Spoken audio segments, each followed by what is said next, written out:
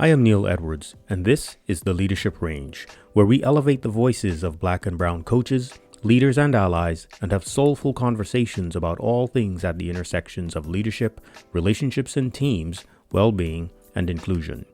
Here I offer deep insights and practical tips for work and life. Brothers and sisters, too many Black people are stuck in a perpetual cycle of self-deprecation because of slavery and all forms of oppression and marginalization ever since. This internalized racism, as you know, supports the supremacy and dominance of the dominating groups. One of the things that needs to change is Black people need to stop giving up personal power. Another thing that needs to happen is accomplices, allies, all people in positions of authority need to stop taking Black people's personal power away. That needs to stop. It is disrespectful, it is destructive, and it is inhumane. Now, of course, some people who are white, if we frame this around racism, want to take away power from others. I'm not talking to them, and that's not my work to do. I am talking to people who are white and either lose their center or maybe don't recognize they're doing it, but are also open to growth and change. There is always room to learn, of course. So Black people, white people, all leaders need to look here for their part to play. I spoke about personal power before in episode 3 on leadership and full expression. You might remember I called it self-sovereignty. This notion of personal power, keeping it and not taking it away from others, is crucial in our work to building a kinder, more just society. One which happens to find its way into professional workspaces and reproduces harm. What's interesting is this trading of power between those who give it up and those who take it away often happens in subtle and what seems to be an unspoken agreement between Black people and white people at work. Now, I'm not speaking from a position of formal scholarship as an expert with a terminal degree, a PhD. I'm speaking to this from my lived Black Caribbean immigrant experiences, from feedback I've received, from my training and development as a coach and leader developer. So this is life and professional practice talking, but it's not void of knowledge or context. Nonetheless, I did do a little armchair research to verify I was not talking nonsense. You can look around at things like positive and negative power and covert negative power and do your own research. I've actually studied personal power through emotional, social, and relationship systems intelligence. So I'm not coming at this from nowhere. Now, this is crucial. It's crucial because there is so much good work going on to develop better leaders, more inclusive leaders, to reconcile the problems produced by centuries of harm, to fix our workplaces, our communities, to produce business results and elevate our personal and economic existence. I could go on, but it is just better and the right thing for leaders to behave in life-affirming ways rather than harmful and destructive ways. And giving up or taking personal power is destructive. So this is simple or simple-ish. I am going to frame personal power connected to identity, to respect, to self-respect and self-worth. But in particular, I'm going to invite you to look at deference. I am using deference as a lens because it has come up for me over the last 15 or more years. And what it means in this context of leadership and inclusive leadership has been crystallizing over the last 6 to 8 years for me. I'm going to use a couple of short stories. I'll try to keep them tight to support what I'm saying. One of them is personal and one is in the news. I might meander a little bit. My brain likes to do that sometimes, and sometimes that's a good thing. To start this out, I'm going to share 2 quotes, and then I'm going to give you some definitions around personal power. And the reason I want to give you 2 quotes is one is for those who are in dominant groups, and the second one, is for Black people. So, I have never been able to conceive how any rational being could propose happiness to himself from the existence of power over others. Thomas Jefferson. The most common way people give up their power is by thinking they don't have any. Alice Walker. I've shared that second quote before. So let me frame up personal power.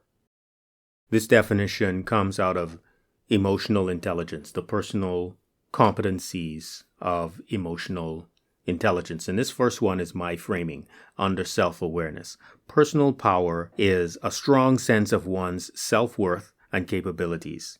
Having self-confidence, knowing that you can meet life's challenges. Here's a second definition, and this is from the work of Dr. Laura Belston, who is the founder of the Institute for Social and Emotional Intelligence. So, personal power, a sense of self-confidence and an inner knowing that you can meet life's challenges and live the life you choose. The ability to have the difficult conversations in life and to speak your truth quietly, sincerely, assertively, and appropriately. People with this competence have a calm inner conviction about who they are and their ability to get the things they want and need in life. Believe they can set the direction of their lives and do. Are able to distinguish between the things they have control over in life and those they do not. And don't stress over the latter. Define themselves from the inside out. I am capable. I'm good at managing setbacks. I'm pretty good at managing conflicts. I am creative, rather than from the outside in. I am vice president. I am banker. I am lawyer. I am doctor. They make things happen. Don't believe in fate. Feel in control of their lives. Know what they want and can go after it. Are confident in themselves and can speak their truth and give voice to their convictions. People who lack personal power avoid confrontations with people, even to get a problem resolved or when the confrontation might be best in the long run. Have difficulty speaking truth to power, lack confidence in their own judgment, avoid going to the heart of an issue, hesitate to try new things, have difficulty defending their ideas, avoid challenges, give in too readily, question their own ability, often feel powerless, don't take risks or chances, even moderate ones, are unable to set boundaries or demand respectful treatment from others. Pretty damning. Everybody has a little bit of work to do. And this is especially nuanced when we're talking about people who've been historically marginalized. I think some of these things are quite a challenge for people who've been historically marginalized or Black in the workplace. But nonetheless, that's the definition of personal power. So let's get to story number 1. This is about me in the workplace. I was on a team of about 20 people or so. There was one other Black man, and we'd known each other for about 2 to 3 months at the time. We had had a few connection calls to get to know each other. After a team meeting one day, he messaged me and he said, we need to talk. So we set time aside and we got on a video call. I said, what's up? He said, brother, I've been watching you in these meetings and you don't give these people any deference. How do you do that? So I say something like, what you mean? In my broken down Bahamian way. He paused and he said, I know a few other brothers from the islands and it's the same thing. You all take a seat like you belong. Talk like you belong. And it doesn't faze you when they get uncomfortable. I don't do that. that stuff might come back around. I don't do that. I didn't learn to do that, he said. Now, I didn't think I learned to do that either, but maybe I did and I didn't know. Or maybe I didn't learn I was supposed to give deference to white people just because they are white. Story number 2. And this is less of a story. This just comes right out of the headlines.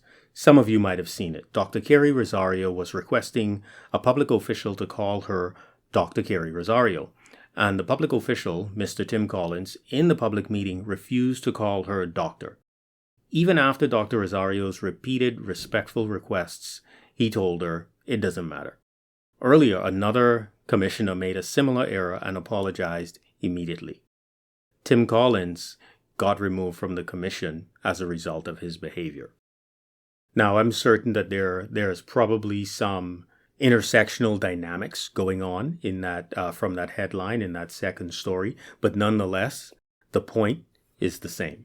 My black colleague from the first story observed me not giving up my personal power through deference, where he might have habitually given up his, and based solely on his observation of me and others from the islands, we can infer that we happen to have not been socialized to give up our personal power to white people because they're white. Whereas he may have been, having been born and raised in the U.S. As black, and maybe there are other circumstances.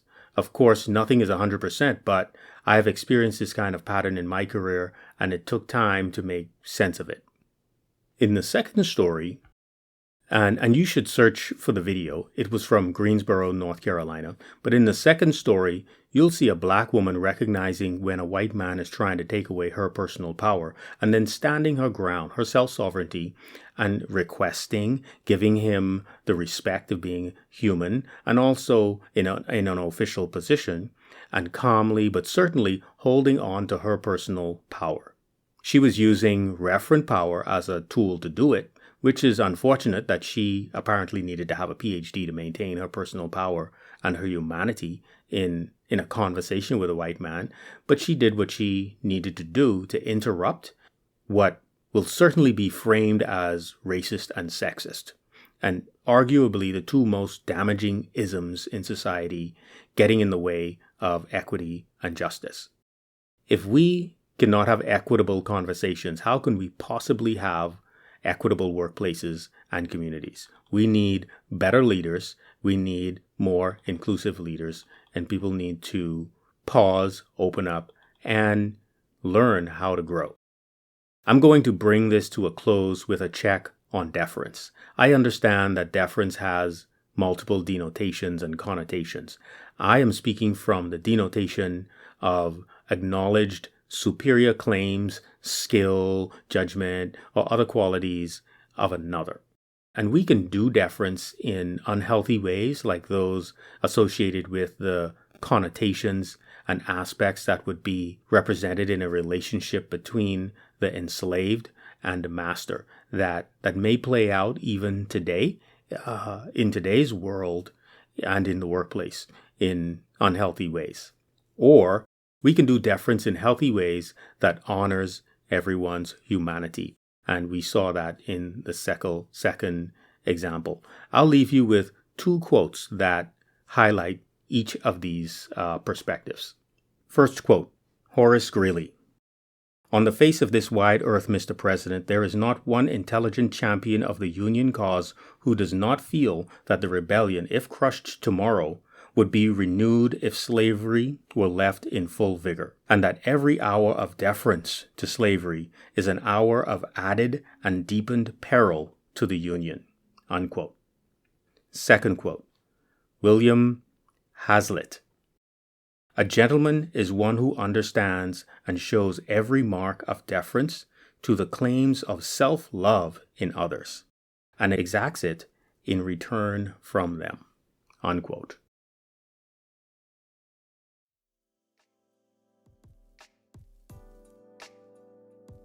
Thank you for listening to this episode of The Leadership Range. If you enjoyed the episode, I invite you to peruse the others for more great conversations. If you know someone you think ought to be on the podcast, please send me an email at neil@neiledwardscoaching.com. To connect with me, you can find me on LinkedIn at linkedin.com/in/nedwards07. I look forward to you joining in for more conversations each Monday on the Leadership Range.